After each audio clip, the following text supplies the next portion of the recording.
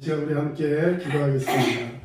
할렐루야. 주님 감사합니다. 오늘도 주님의 은혜와 사랑으로 주의 전에 모아주시고 함께 예배하게 하신 주님, 우리의 마음과 생각을 주장하시며 주님께서 기뻐 받으시는 거룩한 산제사의 예배될 수 있도록 우리 마음과 생각과 모든 것을 주장하여 주시옵소서. 아멘. 우리 가운데 함께 하신 주님께 감사드리며 예수님의 귀하신 이름으로 기도합니다. 아멘. 아멘. 네, 이제 우리 함께 찬양하겠습니다.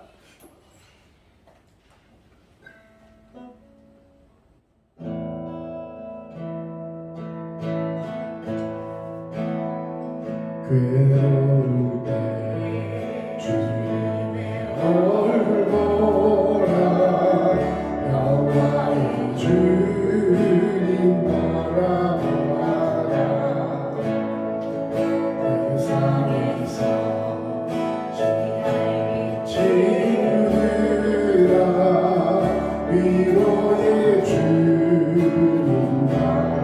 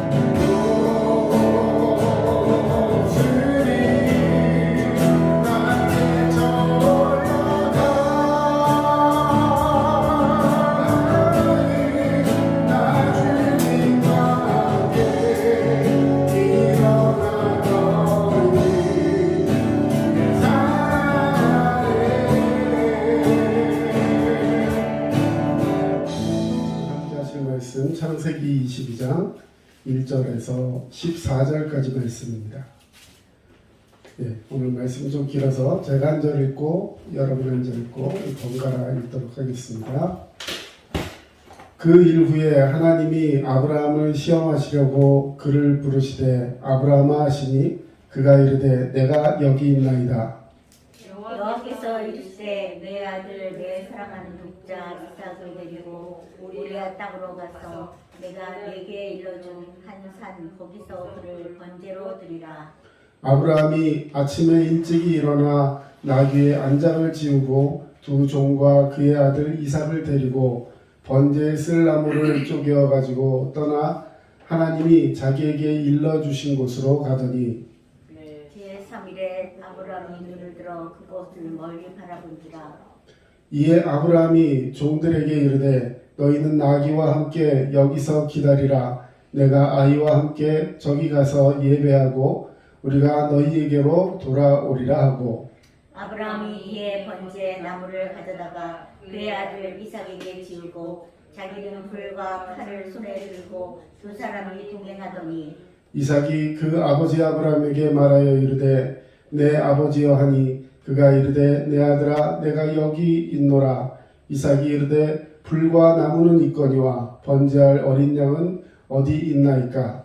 아브라함이 이르되 내 아들아 번제할 어린 양은 하나님이 자기를 위하여 친히 준비하시리라 하고 두 사람이 함께 나아가서 하나님이 그에게 일러주신 곳에 이른지라. 이에 아브라함이 그곳에 제단을 쌓고 나무를 버려놓고 그의 아들 이삭을 결박하여 제단 나무 위에 놓고 손을 내밀어 칼을 잡고 그 아들을 잡으려 하니 여호와의 사자가 하늘에서부터 그를 불러 이르시되 아브라함아 아브라함아 하시는지라. 아브라함이 이르되 내가 여기 있나이다 하매 사자가 이르시되 그 아이에게 내 손을 대지 말라. 그에게 아무 일도 이르지 말라. 내가 내 아들 내 독자까지도 내게 아끼지 아니하였으니 내가 이제야 내가 하나님을 경외하는 줄을 아노라. 아브라함이 눈을 들어 살펴본즉 한 숫 양이 뒤에 있는데 뿔이 수풀에 걸려 있는지라. 아브라함이 가서 그 숫양을 가져다가 아들을 대신하여 번제로 드리더라. 아브라함은 그 땅 이름을 여호와 이레라 하였으므로 오늘까지 사람들이 이르기를 여호와의 산에서 준비되리라 하더라. 같이 읽습니다. 14절 다시 한번 같이 읽겠습니다. 아브라함과 그 땅 이름을 여호와 이레라 하였으므로 오늘날까지 사람들이 이르기를 여호와의 산에서 준비되리라 하더라. 아멘. 예배는 우리의 관점을 변화시킨다라는 제목을 들고 나왔습니다. 여러분 혹시 뭐 눈에는 뭐만 보인다 이런 속담인가요? 뭐라 해야 되죠? 경구. 그 말. 여러분 거기에 해당하는 사자성어가 있는데 혹시 들어보셨나요? 불안돈목이라는 말인데요. 뭐 눈에는 뭐만 보인다. 자, 이 말이 나온 때가요. 우리나라 태조 이성계가 한양으로 천도하고 이제 시국이 안정되었을 때 흉어물이 없이 이렇게 지내기를 원하면서 무학대사에게 이제 농담을 건넨 겁니다. 무학도사가 이렇게 좀 몸이 틈실하고 좀 풍채가 좋았나 봐요. 근데 뭐라고 불렀냐면 우리 대사님 돼지 같아 보입니다. 뭐 이렇게 말한 거예요. 돼지 닮았다고 얘기했어요. 그랬더니 이 무학은 태조가 그렇게 말하는 건 이렇게 좀 친해지자, 허물없이 지내자 이렇게 한 거였는데 그 말을 딱 듣고 나서 왕은 부처님을 닮았습니다. 이렇게 얘기하는 거예요. 그러니까 자기는 이렇게 좀 격없이 얘기하려고 막 이렇게 조크를 던진 건데 갑자기 뭐 부처님 얘기하고 하니까 이 태조가 굉장히 좀 정색을 하면서 그렇게 받으면 내가 어떡하냐고 막 이렇게 하면서 굉장히 좀 불평을 했대요. 그랬더니 이 말을 남긴 겁니다. 뭐냐면 이 부처님의 눈으로 보면 부처로 보이고 돼지의 눈으로 보면 돼지로 보입니다. 이렇게 얘기하는 거예요. 그러니까 왕이 졸지에 뭐가 된 거예요? 예, 왕은 돼지의 눈을 갖고 있다 이거죠. 자기는 부처의 눈을 가지고 있다 이 얘기를 해가지고 굉장히 뭐 경을 치는 내용인데 그 얘기를 들으면서 왕이 껄껄 웃으면서 서로 격 없이 이렇게 아이스 브레이킹을 했다 하는 그런 얘기가 있습니다. 우리가 예를 들어 선글라스를 끼고 여름에 햇볕이 많이 날 때 선글라스를 낄 때 렌즈가 파란색이면 세상이 무슨 색으로 보일까요? 파란색. 빨간색이면? 예, 노란색이면 노란색. 렌즈의 색깔 때문에 세상이 그 색깔로 보이는 거죠. 예, 결국 세상을 사람들은 있는 그대로 보는 것처럼 생각을 합니다. 나는 세상을 있는 것처럼 그대로 본다라고 생각을 하지만 결국에는 자기가 가지고 있는 직간접적인 경험과 또 그 경험한 것을 토대로 자기가 가지고 있는 어떤 선입견 이런 것들 때문에 세상을 보는 눈이 조금씩 달라진다는 것이죠. 그래서 우리 이것을 뭐라고 표현하냐면 관점이라고 표현합니다. 관점.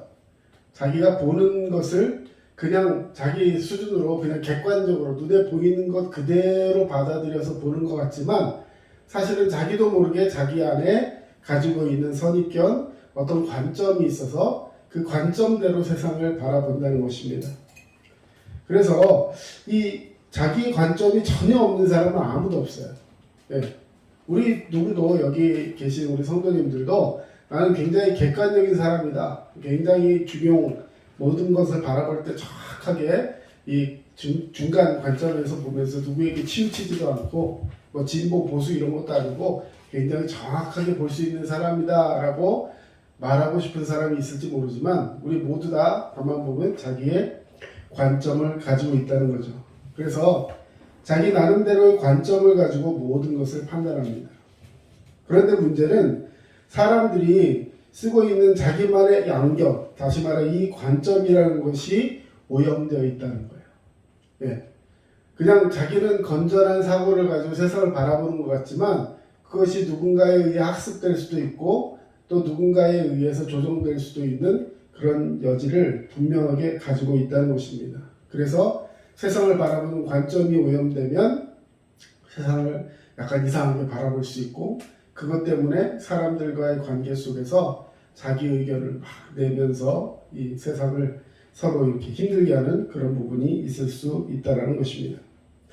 그렇다면 우리 하나님을 믿고 예수 그리스도를 구주로 영접하고 성령님의 그 인치심과 그 은혜 가운데 살아가는 우리 성도들, 크리스찬은 어떤 관점을 가지고 있는지, 어떻게 살아야 하는지, 자신만의 관점으로 세상을 바라보는 것이 아니라 하나님께서 우리에게 허락하신 말씀, 성경이 준 관점을 가지고 세상을 바라보고 해석하고 그 말씀을 증거하고 전할 수 있는 그런 믿음의 관점들이 필요하다는 것입니다.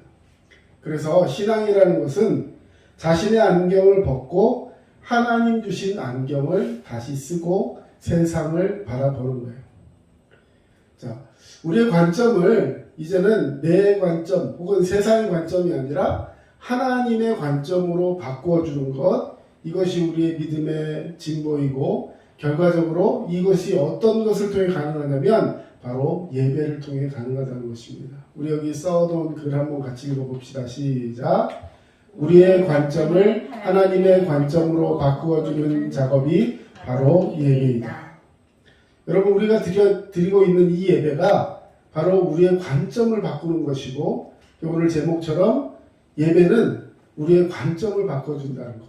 그래서 꼭 기억하시고 예배를 통해서 하나님께 나아가는 자가 되어야 할 줄로 믿습니다. 자, 그럼 예배는 결국 누구를 바라보는 작업일까요? 예, 오늘 찬양도 했지만 주님을 바라보는 작업이에요. 하나님을 바라보는 작업. 바라본다라고 할 때는 이 본다라는 것이 영어로 여러 가지 표현들이 있지만 예, look, 어떤 대상을 분명하게 가지고 거기를 이렇게 뭐라고 표현할까요? 목도 이렇게 아주 주목해서 바라보는 것.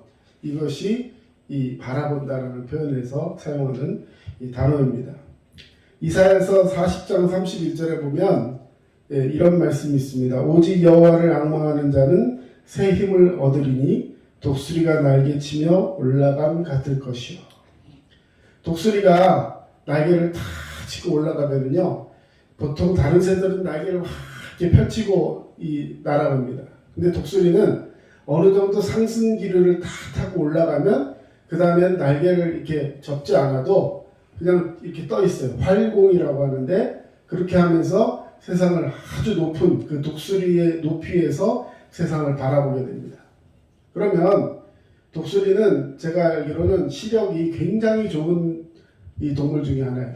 그래서 그 들판에 조그맣게 왔다 갔다 하는 생쥐 한 마리까지도 정확하게 캐치를 합니다. 그래서 그 활공을 하며 하늘을 돌다가 자기가 먹을 먹잇감이 탁 보이면 날개를 탁 접으면서 쫙 날아와서 그걸 한 번에 탁 낚아채는 이게 이제 독수리의 능력인 것이죠. 그래서 여호와를 앙망하는 자는 독수리가 날개치며 올라감 같을 것이다. 독수리가 막 날개를 치면서 계속해서 몸부림쳐요. 그냥 예를 들어서 그냥 바람 타고 그냥 조금씩 막 이렇게 날아가면 충분히 날아갈 수 있을 것 같은데 굉장히 힘든 몸짓을 하면서 그 무거운 몸을 가지고 계속 날개치면서 뭐하냐? 바람을 타기 위해서 위로 올라가요. 점점 올라갑니다. 계속 올라가요. 이렇게 연을 이렇게 날리면 그냥 요 밑에서 있는 것이 아니라 점점 올라가면 올라갈수록 연이 이렇게 줄이 팽팽해지면서 바람을 쫙 타고 있는 것처럼 독수리는 그 바람을 타기 위해서 계속해서 위로 올라가는 거예요. 독수리가 날개치며 올라간다. 이 말은 다시 말해서 그냥 막 날기 위해서 몸부림친다 이런 뜻이 아니라 그 바람을 타기 위해서 위로 올라가는 그 몸짓을 상상할 수 있는 것입니다. 그것이 바로 이제는 내가 세상을 보되 높은 데서 독수리가 세상을 보는 것 같이 그런 관점의 변화가 나타나게 된다는 것입니다. 여러분, 우리가 세상에 있으면서 세상을 바라보면 굉장히 우리가 가진 문제들이 커 보입니다. 이렇게 한번 표현해 보겠습니다. 자, 비행기를 타고 세상을 바라보면 어때요? 비행기 많이 타봤습니까? 낮에 이렇게 뷰사이트, 광경이 어떻습니까? 비행기 위에서 보면. 막 점 같고 자동차 같은 건 사실 잘 보이지도 않고요. 이제 해안선 이런 게 굉장히 멋있어 보이고 예전에 미국 이렇게 탁 들어갈 때 샌프란시스코 그 항구가 이렇게 보이는데요. 너무 멋있더라고요. 네. 자, 그런데 예를 들어서 그 비행기가 아닌 땅바닥에 탁 내려있는 활주로에서 세상을 바라보면 뭐 큰 건물이 앞에 있다 그러면 그 건물에 가려서 다른 것은 아무것도 보이지 않을 거예요. 무슨 말씀입니까? 우리의 관점이 높이 올라가면 거기서는 그 큰 문제들도 굉장히 작게 보여요. 그런데 내가 이 세상의 관점으로 여기 세상에 둘러싸여서 세상을 바라보면 내 앞에 있는 것들이 너무 커서 내가 해결할 수 있는 것이 아무것도 없는 것처럼 보인다는 것입니다. 우리가 바로 이렇게 높은 관점에서 세상을 바라볼 수 있는 것, 그것은 바로 하나님의 눈으로 세상을 바라보는 방법이라는 것입니다. 여러분, 우리가 정말 주님의 말씀 가운데서 믿음으로 살아가면서 이제는 내 관점이 아니라 하나님의 관점에서 세상을 바라보는 자가 되어야 할 줄로 믿습니다. 오늘 아브라함의 이야기를 통해서 아브라함의 관점이 변화되고 그 예배를 통해서 어떻게 인생이 변화되었는지를 함께 은혜 나누는 시간 되었으면 좋겠습니다. 여러분, 오늘 아브라함은 마음속에 우상을 하나 가지고 있었습니다. 우상이 있으면요, 여러분 무슨 특징이 있냐면 하나님을 바라볼 수가 없어요. 왜 성경에 보면 10계명 외에 처음부터 4계명까지가 결국 하나님과의 나와의 관계에서 계명인데, 근데 가만히 보면은요, 결국에는 하나님만 찬양하고 하나님만을 예배하고 하나님만을 바라보라는 거예요. 그러면서 주의할 점, 우상을 섬기지 말라. 만들지도 말고 쳐다보지도 말라. 그러기 위해서 예배를 철저하게 드려라. 이것이 바로 1계명부터 4계명까지의 내용인 것입니다. 나 외에 다른 신을 섬기지 말라. 우상을 만들지도 말고 절하지도 말고 그것을 보지도 말라. 예, 벌써 두 개가 벌써 우상 숭배하지 말라는 계명이죠. 그 다음 세 번째, 여호와 이름을 망령되이 일컫지 말라. 여호와 이름을 망령되이 일컫는 게 뭐예요? 하나님을 찬양하고 예배한다 하면서 여전히 다른 것에 목매고 다른 것을 붙들고 있는 것, 이것이 바로 여호와의 이름을 망령되이 일컫는 것입니다. 다시 말해 여호와의 이름을 망령되이 일컫는 것이 곧 또 우상숭배인 거예요. 그리고 마지막으로 그러기 위해서는 안식일을 거룩하게 지켜라. 예배에 집중하라는 거예요. 1번부터 4계명 모두가 결국은 우상과 관련되어 있고 그 우상을 내게서 떨쳐내지 않는 한 우리의 예배가 하나님 앞에 온전히 회복될 수 없다는 것입니다. 자, 하나님께서 아브라함을 귀히 여기시고 그를 친구 삼으시고 그를 하나님이 선택하셨는데 어느 순간에 아브라함에게 우상이 하나 생겼어요. 그 우상이 뭡니까? 자, 우리 성경 2절 말씀 같이 한번 읽어보겠습니다. 여호와께서 이르시되 내 아들 내 사랑하는 독자 이삭을 데리고 모리아 땅으로 가서 내가 내게 일러준 한 산 거기서 그를 번제로 드리라. 하나님께서 이제 아브라함에게 명령하신 말씀이에요. 네 사랑하는 네 아들 네 사랑하는 독자 이삭을 데리고 모리아 땅으로 가라. 예, 지금 현재 자기가 살고 있는 지역이 아니라는 거예요. 자기가 살고 있는 지역에서 벗어나서 내가 너한테 한 산을 알려줄 건데 알려준 그 한 산으로 가서 거기서 뭐 하라고요? 뭐라 그랬습니까? 거기서 번제를 드리라. 이건 다 할 수 있어요. 근데 그를 번제로 드려라. 누구를? 어떤 아들이요? 네 아들, 네 사랑하는 아들, 너의 독자 이삭을 드려라. 여러분, 이 말의 뉘앙스에서 여러분 어떤 것이 느껴집니까? 하나님이 아브라함을 생각하실 때 내 백성, 내 아들, 내 친구, 내가 선택한 나의 백성, 늘 나와 같이 얘기해서 나의 아들, 나의 백성 이렇게 했어요. 그러면 내가 너에게 준 아들 이럴 수도 있잖아요. 그런데 네 아들, 네 사랑하는 독자 이렇게 얘기하고 있어요. 이거는 무슨 얘기냐? 하나님께서 아브라함을 선택하셔서 아브라함에게 믿음으로 귀한 자녀를 주셨는데 이 자녀가 어느 순간부터 이제는 하나님이 주신 아들이 아니라 내 아들이 되는 거예요. 네 아들이지 이게. 네 아들이야. 네가 사랑하는 독자야. 네 아들이라니까 결국은 내가 아닌 아들에게 초점이 맞춰 있는, 하나님 보실 때 이제는 하나님 앞에 예배하며 하나님을 사랑하며 그것을 통해서 너에게 준 귀한 선물이 아니라 이제는 그 선물을 유지하고 붙들고 내 아들로서 키우기 위해서 아둥바둥하고 있는 그 모습이 아브라함에게 있었다는 것입니다. 그래서 그 아들을 번제로 드려라 하는 거예요. 여러분, 여기서 모리아라고 되어 있는데 모리아라는 그 말의 이 히브리어 어원을 보면요, 하나님께서 여호와께서 보신다라는 단어의 뜻이 있대요. 모리아산 할 때 여호와께서 보신다. 다시 말해서 이 모리아산은 하나님의 관점의 산이다 번역할 수 있습니다. 결국 네가 살아가는 세상의 땅에서 예배하지 말고 하나님의 관점에서 하나님 보시는 그 땅에서 예배하라는 거예요. 자, 여러분, 내게 하나님의 관점을 빼앗아가는 것이 있다면 그것이 바로 내 앞에 있는 우상입니다. 하나님과 나와의 사이를 막히게 하고 하나님과 나와의 그 예배의 관계를 이렇게 소원케 만드는, 그래서 하나님과의 관계가 멀어지게 만드는 것이 있다면 그것이 바로 우리에게 우상이 될 수 있다는 것입니다.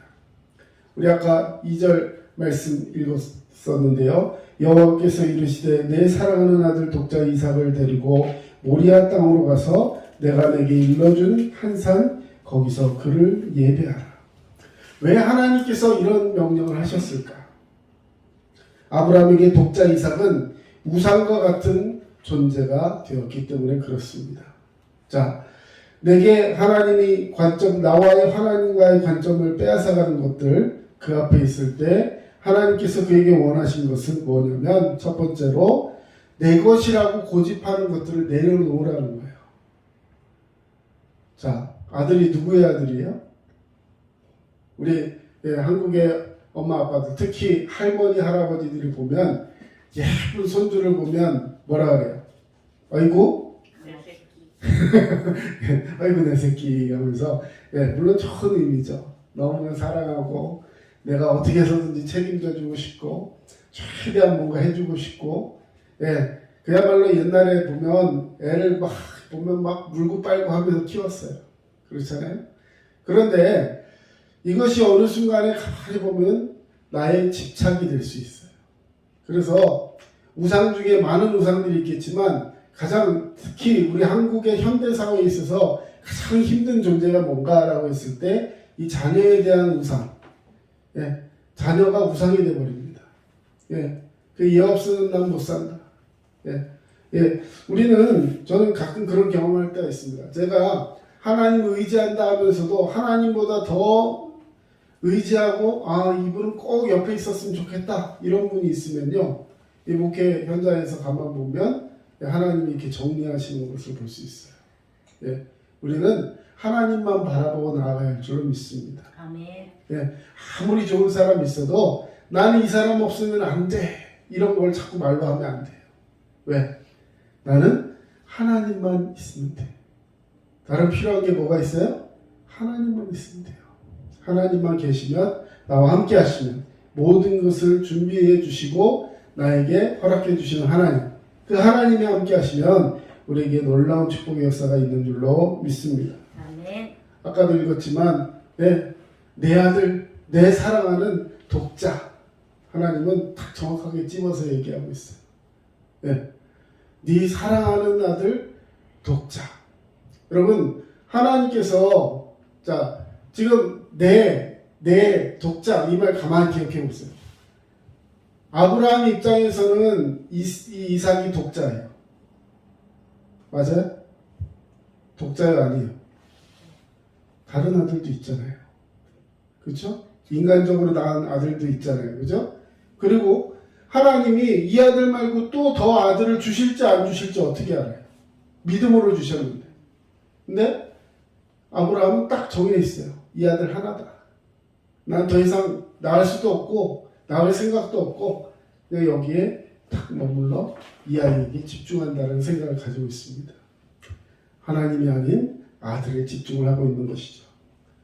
자, 두 번째로 이 예배를 통해서 우리의 가장 약한 급소를 해결할 수 있는 사람이 되어야 합니다. 우리 아킬레스건 이런 말이 있어요. 가만히 있다가도 누가 그 말을 한마디 딱 해서 나를 건드리면 내가 무너지고 막 분노가 확 쌓이고 하는 그런 것들이 있을 수 있습니다.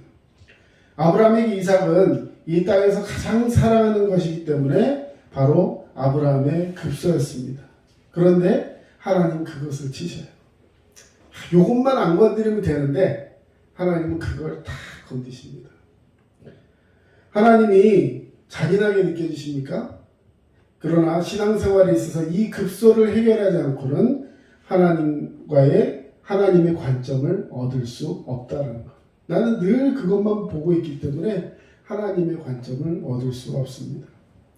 자, 어떤 것들이 그런 급소가 될까? 사람마다 이런 급소가 한 가지씩 있을 것 같아요. 자, 어떤 사람은 물질이 급소일 수 있습니다. 자, 언제나 물질 때문에 시험이 든 사람이 있어요. 교회에서도 헌금 이야기만 나오면 마음속에 이게 시험이 들어요. 어떤 분은 믿음 생활 잘 하시다가 다른 어떤 교회로 이렇게 신앙을 옮기신대요. 근데 가만히 들어보니까 이 교회가 건강한 교회가 아니에요. 저 인천에 있는 무슨 이렇게 사랑 무슨 교회가 있어요. 근데 가만히 들어보면 그분 처음에 침례교회라 그래서 침례교회인 줄 알았는데 킹제임스 버전 이 성경만을 고집하고 많은 그런 분이 있습니다. 이것이 유튜브로 방송이 나가면 저한테 나중에 문제가 될 수도 있는데 또 다른데 이렇게 저기 했다고. 그런데 가만히 보면 그분이 하는 말 중에 이런 말이 있습니다. 11조는 교회 목사들이 만든 얘기다. 그래서 그거는 믿음의 사람이 믿음으로 감사함으로 이렇게 헌금하면 되는 거지 11조는 법제화하면 안 된다. 이런 얘기들이 있어요. 근데 어떻게 들으면 물론 근거들을 다 가지고 얘기하죠. 하지만 여러분 어떻게 생각하십니까? 교회가 목회자 사례비 주고 교회 운영하려고 여러분들한테 11조를 내라고 그것을 법으로 만들었다고 생각하십니까? 아니에요. 하나님이 명령하신 거예요. 여러분 그 말에 순종하는 것이 우리에게 주신 하나님의 은혜를 받는 비결이라는 것입니다. 근데 그걸 아닌 것처럼 얘기하는 많은 이제 구절들이나 이런 여러 사람들의 이야기를 근거로 해가지고 교회들이 너무 돈을 밝힌다 막 이러면서 부정적인 얘기들을 막 붙여가면서 하니까 성도들이 그 말을 듣고 우리 목사님도 별반 다를 게 없어 뭐 이러면서 막 그런 대로 이렇게 가는 분들이 많이 있더라는 거예요. 여러분 물질은 내 것이 아니라 하나님의 것임을 인정하시기 바랍니다. 그것을 고백하는 신앙이 11조 신앙이고 내 것이 아닌 하나님이 내게 맡겨주신 것임을 고백하며 청지의 삶을 살겠습니다라고 고백하며 살아가는 신앙의 고백이 11조의 신앙인 거예요. 자, 어떤 사람은 물질은 통과했는데 자기 생각이나 자아에 너무 갇혀가지고 내 뜻에 맞지 않으면 뭐 목사님 말하고 누가 말하고 아무것도 안 들려요. 그러니까 예배를 드려도 예배 속에서 은혜를 받지 못해요. 어떤 사람은 명예에 갇힙니다. 내가 학위가 몇 개인데 목사님 보니까 학위도 없는데 막 이러면서 막 거기다가 막 얘기하면서 자기의 그 명예의식 막 이런 거에 갇혀 있는 사람도 있어요. 또 정반대로 어떤 죄의식에 탁 눌려가지고요. 무슨 말을 하고 무슨 위로를 해도 그것이 들리지 않는, 그래서 마음속에 늘 힘든 그런 자아상을 가지고 있는 사람들도 있습니다. 왜 그것들이 우리의 신앙을 갉아먹느냐? 하나님 앞에 예배하며 집중하러 나아갈 때 내가 주님 앞에 나아가는 것을 방해한다는 거예요. 그런 것들을 내려놓아야 할 줄로 믿습니다. 자, 근데 그런 것들을 내가 뭔지 알면 탁 내려놓겠죠. 근데 쉽게 알지 못한다는 거예요. 그런데 걸림이 있을 때, 다시 말해 하나님의 섬세한 터치가 있을 때 그것들이 내게 찔림이 되고 이런 문제, 시험이다 하는 문제가 되었을 때 우리는 캐치해야 됩니다. 이것이 내 신앙의 급소였구나. 그리고 주님 앞에 엎드려서 그 시험의 단계를 통과할 수 있는 사람이 되어야 하는 것입니다. 자, 두 번째로 예배는 우리의 관점을 변화시킵니다. 자, 우리 5절 말씀 같이 한번 읽어보겠습니다. 시작. 이에 아브라함이 종들에게 이르되 너희는 나귀와 함께 여기서 기다리라. 내가 아이와 함께 저기 가서 예배하고 우리가 너희에게로 돌아오리라. 아멘. 자, 아브라함은 하나님께 예배 드리러 가는 것입니다. 즉 하나님은 아브라함에게 예배 드리라고 요구하셨어요. 그냥 평소에 집에서도 제단을 쌓고 하나님 앞에 어떤 제사의 형태를 드렸을 텐데 거기서 말고 내가 일러준 그곳에 가서 예배하라.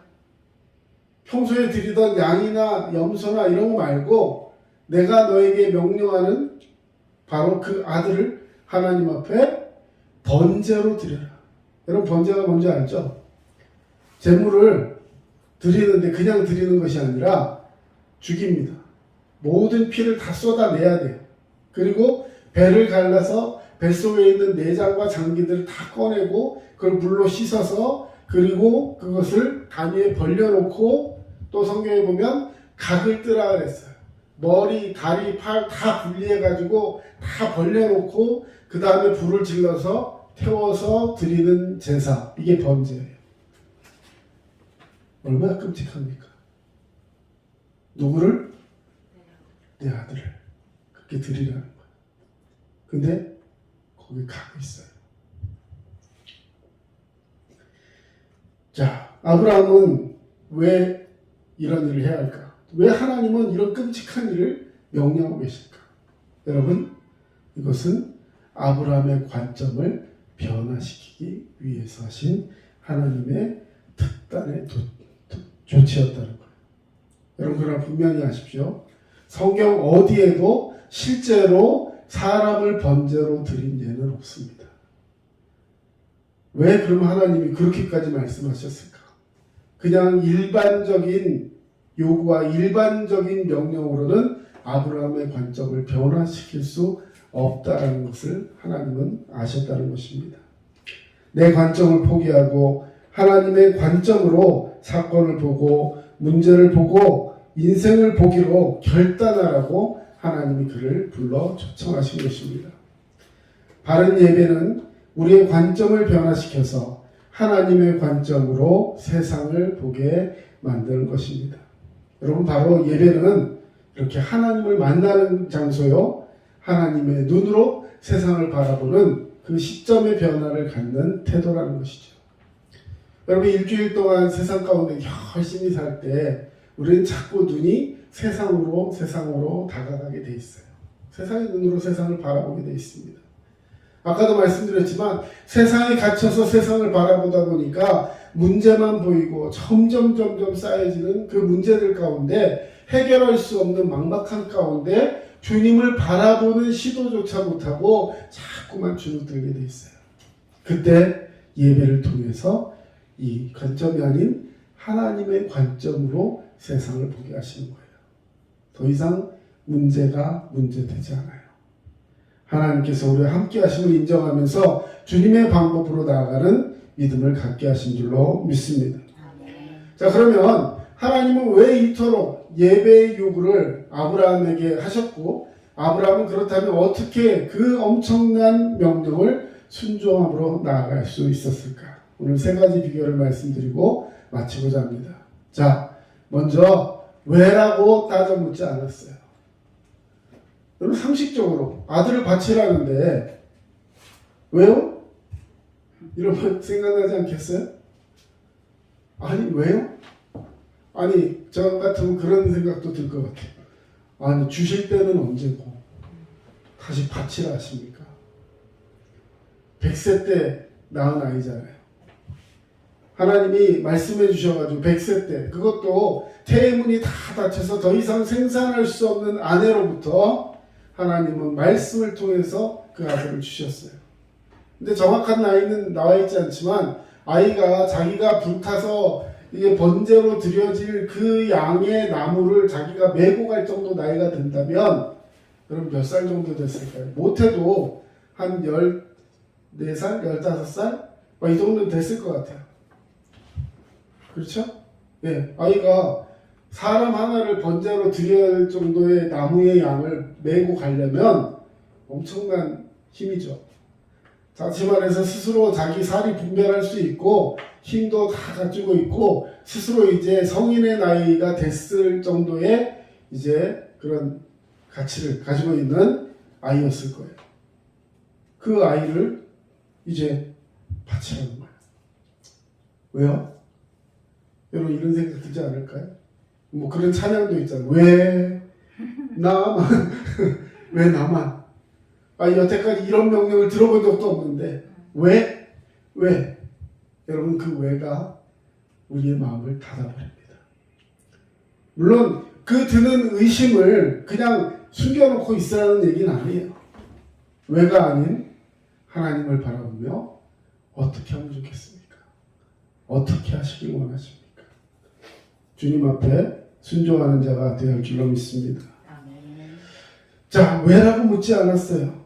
왜 바쳐야 합니까? 아니면 하나님, 그럼 그 바치는 거 말고 다른 대안은 없습니까? 제가 다른 소를 10마리 드릴까요? 100마리 드릴까요? 다른 방법은 없을까요? 아니면 이 아들 잘 키워서 나중에 하나님 앞에 드리겠습니다. 좀 다른 방법 좀 얘기해 주세요. 울고 불고 떼쓰면서 매달릴 수 있는 충분한 그런 모습이 있었을 텐데 그러지 않았어요. 자, 두 번째로 그 명령이 떨어지고 그 명령을 하시고 나서 그 다음날 아침에 즉각적으로 순종합니다. 3절, 아브라함이 아침에 일찍이 일어나서. 여러분, 한번 생각해 보세요. 아마 밤새 그 명령을 마음속에 머릿속에 가지고 고민했을 것 같아요. 근데 누구에게 얘기하지도 않습니다. 하나님 왜 이런 명령을 하시냐고 거기에다 따져 묻지도 않았어요. 그리고 밤새 이렇게 묵상하다가 아침 일찍이, 평소보다도 더 일찍 일어나서 그 명령에 순종했습니다. 왜 그랬을까요? 아침 먹고 점심 먹고 오후 되고 하루만 더 생각해보고 그러다 보면 그 명령에 순종할 수 없어요.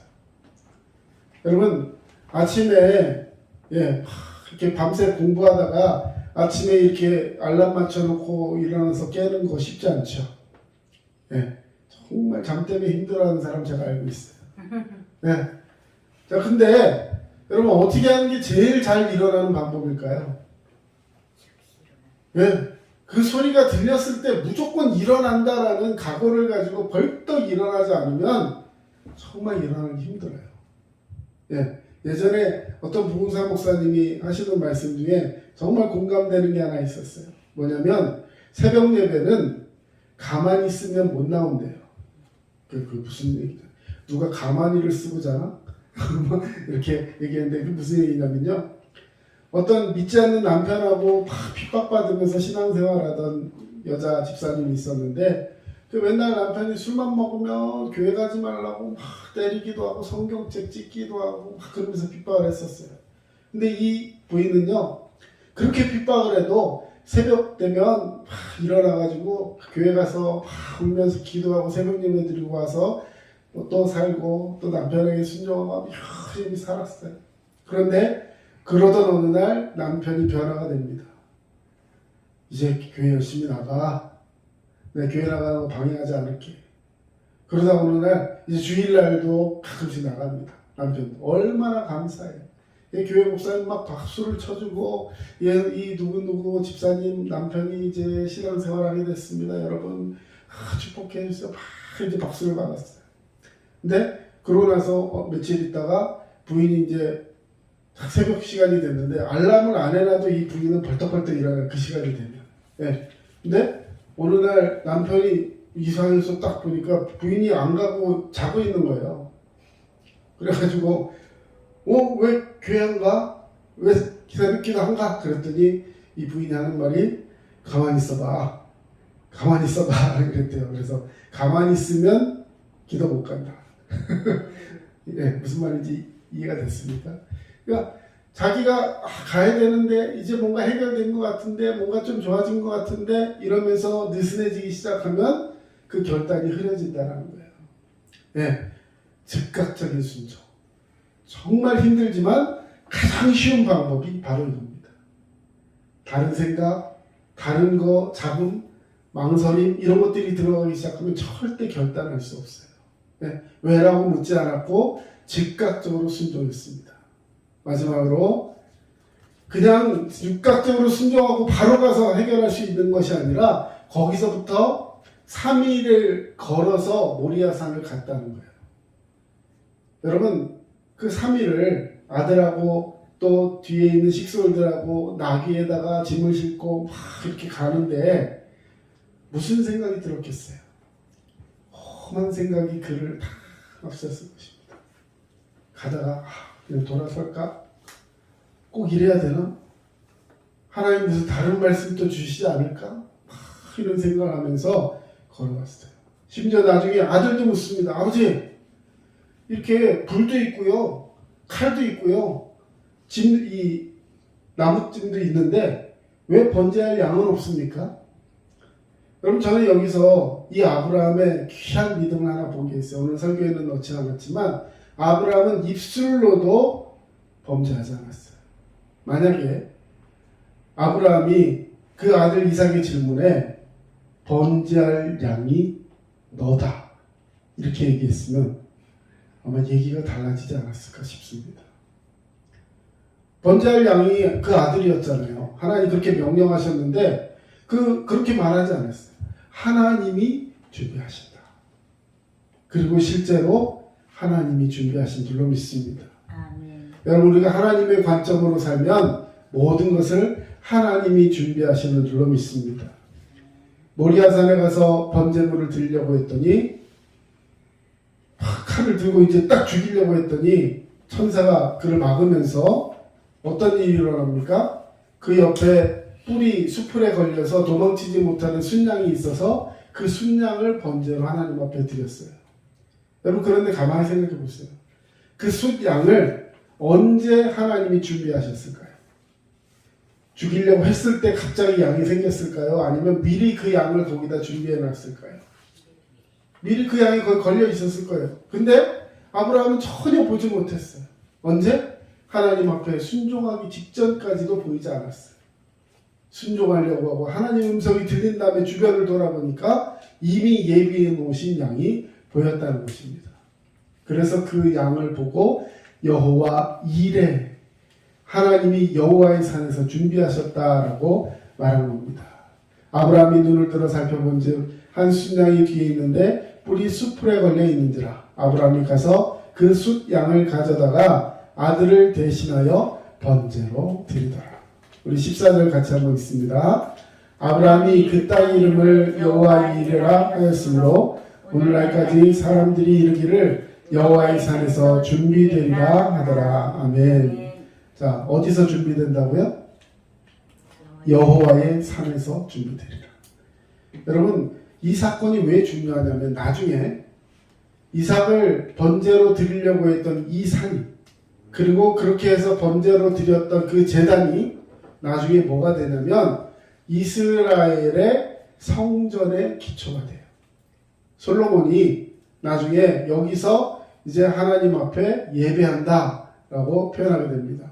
역대하 3장 1절, 솔로몬이 예루살렘 모리아산에서 여호와의 전 건축하기를 시작하니.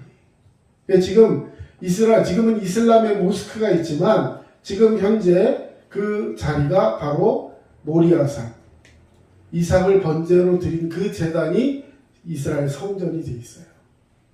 여러분, 하나님 앞에 예배하러 나오는 것, 바로 그곳이 교회여야 하는 줄로 믿습니다. 예, 집에서 간단하게 자기들 편한 대로 아니에요.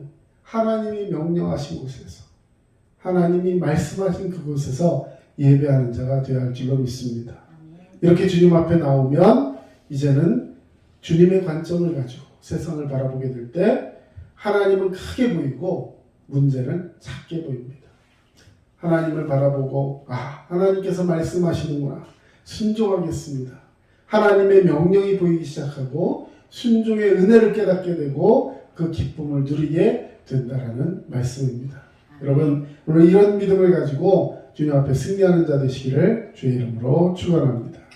기도하겠습니다.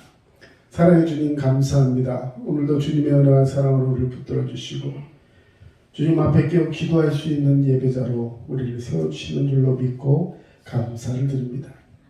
예배는 우리의 관점을 변화시킨다는 귀한 말씀 오늘 우리에게 주셨사오니 이제 우리의 예배가 우리의 삶의 관점을 바꾸어서 세상을 향한 두려운 눈이 아니라 하나님을 바라볼 수 있는 그 주님을 은혜로 생각하며 예배할 수 있는 예배자의 관점이 우리에게 있게 하여 주시옵소서. 지금은 우리 주 예수 그리스도의 은혜와 하나님 아버지의 크신 사랑하심과 성령님의 도우심과 위로교통 충만하심이 주의 말씀 붙들고 믿음으로 살아가기를 원하는 모든 주의 백성들 머리 위에 이제로부터 영원토록 함께 하시기를 간절히 축원하옵나이다. 아멘.